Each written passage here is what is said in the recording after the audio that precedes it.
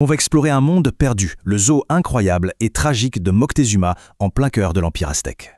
Alors, imaginez un instant, un monde bien avant l'arrivée des Européens, au fin fond de la vallée de Mexico.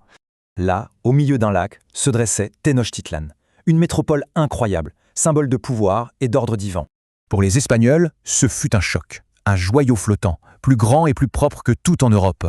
Et au cœur de cette cité, juste à côté des grands temples, se cachait un tout autre monde. Son nom, le Totocali.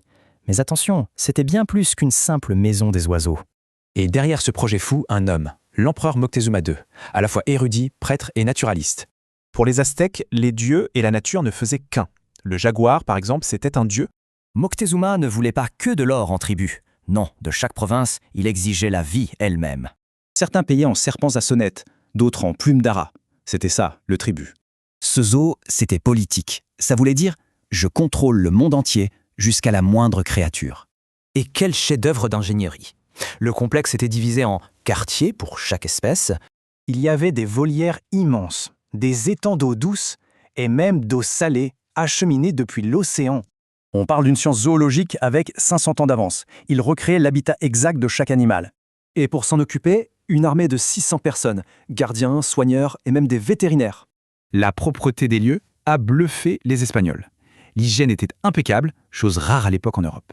Moctezuma lui-même y passait des heures, pas en maître, mais plutôt en élève de la nature. Il observait un ocelot pour sa stratégie militaire ou un serpent pour méditer sur la Renaissance. Mais ce palais de la vie avait un côté bien plus sombre. Le zoo était juste à côté du grand temple. Le temple des sacrifices humains. Dans leur esprit, ce n'était pas cruel, c'était juste l'équilibre cosmique entre la vie et la mort. Pendant des années, le Totocali a prospéré. Sa légende voyageait de bouche à oreille sur tout le continent. Mais les légendes, parfois, attirent un nouveau genre de prédateur, un prédateur qui ne veut que de l'or. Et puis, en 1519, tout bascule. Les navires d'Hernán Cortés arrivent sur les côtes. Le compte à rebours venait de commencer, pour la cité et pour tous les animaux de son zoo.